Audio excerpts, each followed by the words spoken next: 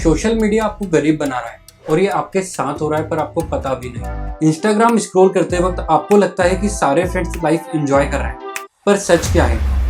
आप अननोइंगली एक ऐसे ट्रैप में घुस चुके हो जहां आप जितना ज्यादा खुश दिखते हो उतना ही फाइनेंशियली वीक फील कर रहे हो। इस वीडियो के एंड तक आपको समझ आ जाएगा कि ये ट्रैप काम कैसे करता है और आपको इससे बाहर कैसे निकलना है। आपको पता है, आर्यन इंदौर आता है 50,000 रुपए की सैलरी पर। उसकी लाइफ के बहुत सिंपल से गोल होते हैं, स्ट्रेस फ्री लाइफ, वो भी फैमिली के साथ। पर सिर्फ 1 साल में ही आर्यन सुसाइड कमिट कर लेता है। ना उसकी सैलरी बढ़ी ना उसकी रिस्पॉन्सिबिलिटीज, फिर भी उसके पास पैसे खत्म हो गए। आखिर ऐसा हुआ तो हुआ क्या? 2 लाख की लिमिट का क्रेडिट कार्ड कंप्लीटली यूज हो गया, जिसकी वजह से उसका स्ट्रेस लेवल कई गुना बढ़ गया। सवाल ये है, ऐसा क्या चेंज हुआ सिर्फ 1 साल में?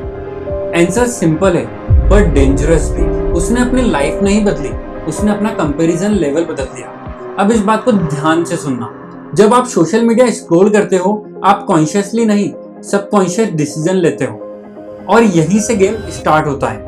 According to RBI, personal loan का शेयर पिछले 10 सालों में 15% से बढ़कर 30% पे पहुंच चुका है।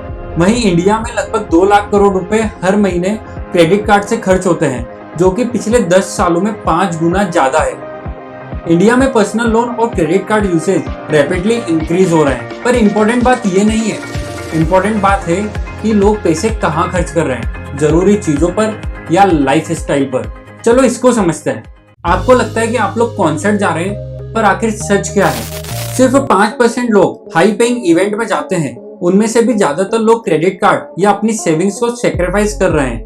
बाकी 95% लोग सिर्फ देखकर ये प्रेशर फील कर रहे होते हैं कि काश हम भी इन इवेंट्स में जा पाते।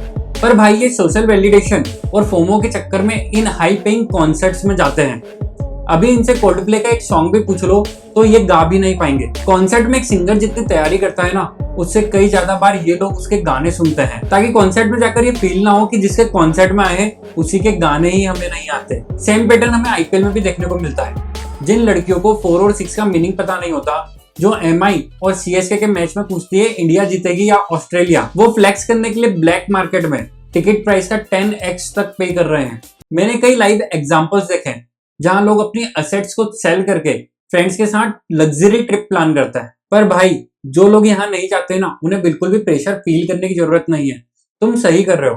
थोड़े समय बाद आपके पास सेविंग्स होगी, और सेविंग्स नहीं भी हुई तो साल भर तक ईएमआई भरने का स्ट्रेस तो नहीं होगा। वो 5% लोग सिर्फ एक दिन का फ्लेक्स करके सोशल मीडिया पर कूल जरूर दिख जाएंगे, पर उसकी ईएमआई का स्ट्रेस वो पूरे साल लेते रहेंगे। आखिर इन सब से होता क्या है? यहाँ एक डेंजरस इल्यूजन क्रिएट होता है। अगर मैं नहीं गया तो मैं लाइफ में कुछ मिस कर रहा हूँ, पर रियलिटी क्या है? आप एक्सपीरियंस मिस नहीं कर रहे, आप मिस कर रहे हो अपनी फाइनेंशियल स्टेबिलिटी को। सोशल मीडिया आपको एडिक्टेड नहीं बनाता, वो आपको खर्चीला बनाता है। और कैसे बनाता है ये समझना बहुत जरूरी है। पर आपको पता है, आपके ओवर एक्सपेंसेस का रीजन सोशल मीडिया नहीं है, प्रॉब्लम आप हो। हर बार जब आप खुद को कंपेयर करते हो, आप अपने स्टैंडर्ड्स आर्टिफिशियली बढ़ा लेते हो और फिर आप अपनी इनकम के अगेंस्ट दूसरों की तरह लाइफस्टाइल जीना स्टार्ट कर देते हो। आखिर एक ही तो जिंदगी है, अभी नहीं जिया तो क्या बुढ़ापे में जिएंगे? यही वो पॉइंट होता है जहां पर एंजॉयमेंट प्रेशर बन जाता है और चॉइस कंपल्सन बन जाती है। अकॉर्डिंग टू आरबीआई, इंडिया की यंग पॉपुलेशन अपनी इनकम का 60% जनरल एक्सपेंसेस में, वहीं 30% ईएमआई में पे कर रहे हैं। 90% पैसे इन सब में ही खत्म हो जाते हैं और सेविंग ऑलमोस्ट ना के बराबर। पर सबसे शॉकिंग बात ये नहीं है, सबसे शॉकिंग बात ये है कि लोगों को लगता है वो बहुत सही कर रहे हैं। अब सवाल ये है कि आप इस ट्रैप से इजीली बाहर आ सकते हो? सिंपल आंसर, हाँ।